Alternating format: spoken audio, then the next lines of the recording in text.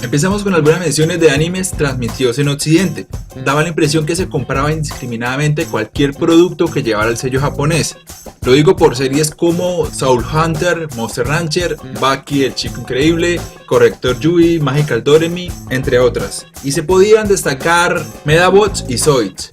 Y unas menciones especiales para Kamikaze Kaito Jane. Si mezcláramos los estilos visuales y conceptuales de Sailor Moon y Saint Tail, pues a grandes rasgos así se podría describir este anime. Básicamente una chica mágica que roba objetos valiosos para purificarlos de los demonios. También tenía su respectivo romance.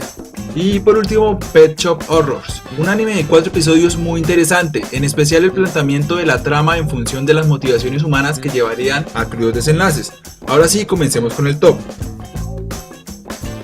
Let's Dance with Papa, una animación muy descuidada y deforme, que se presta para contrastar con el tipo de historias cargadas con un gran contenido humorístico algo fuerte, descarado y negro, y en cierta forma se podía plantear como las desventuras de un par de niños a manos del desgraciado de su padre, creando una fórmula de humor en capítulos cortos autoconclusivos muy interesante, en otras palabras humor políticamente incorrecto.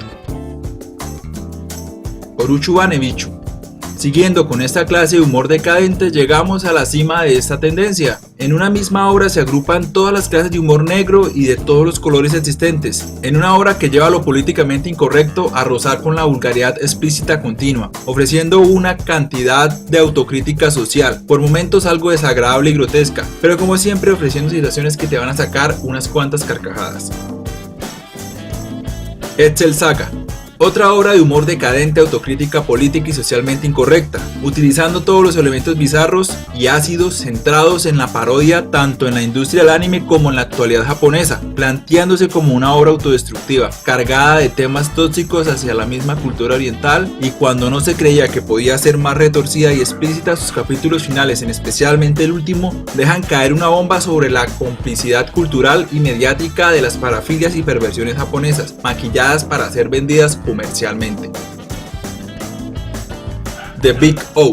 Esta serie plantea introducir un estilo visual oscuro casi criminal al mejor estilo de la serie animada de Batman, con un arte sombrío basado en detalles audiovisuales muy bien cuidados, elegantes, que hacía juego con la banda sonora y de forma forzada incluían en la trama a un robot gigante sobre una ciudad llena de misterios. Lamentablemente la trama resulta ser muy débil para tales componentes, da la impresión de ser una especie de Batman del futuro que se vuelve super robot de la noche a la mañana. Coincidencialmente en Estados Unidos este mismo año se estrenaba Batman del futuro. Al menos por el estilo audiovisual, vale la pena darle una oportunidad.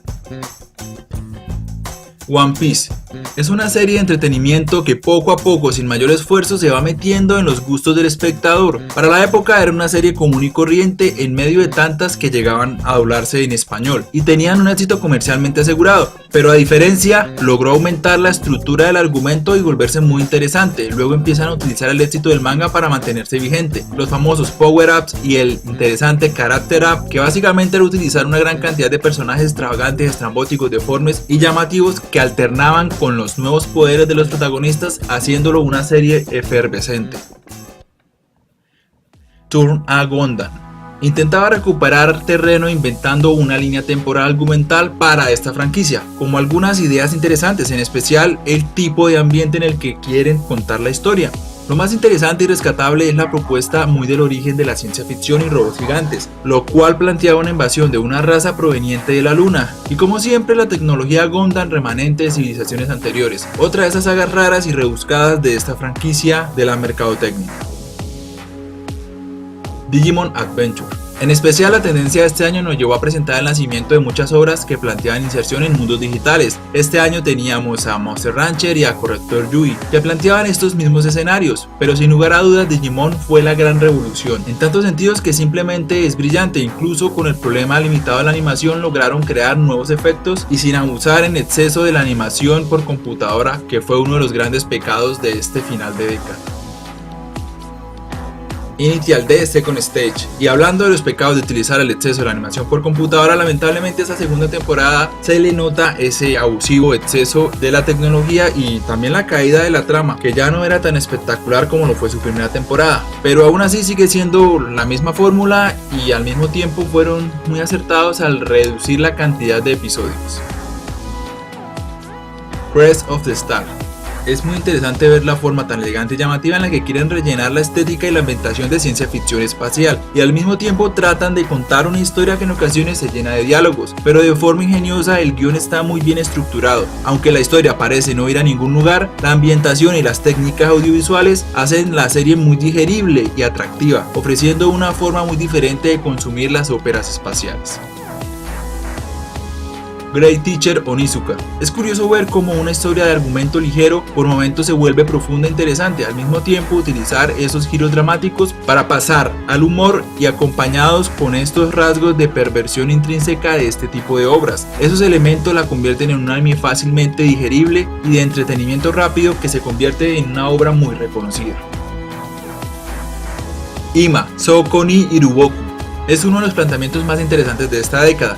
Retoman en cierta forma el origen del marco conceptual de Conan, el niño del futuro, pero le agregan una contraparte de realismo y crudeza, de una actualidad humana en función de la ambición y destrucción causada por la brutalidad de la guerra, ofreciendo un esquema muy completo, interesante a este tipo de propuestas. Rurouni Kenshin OVA.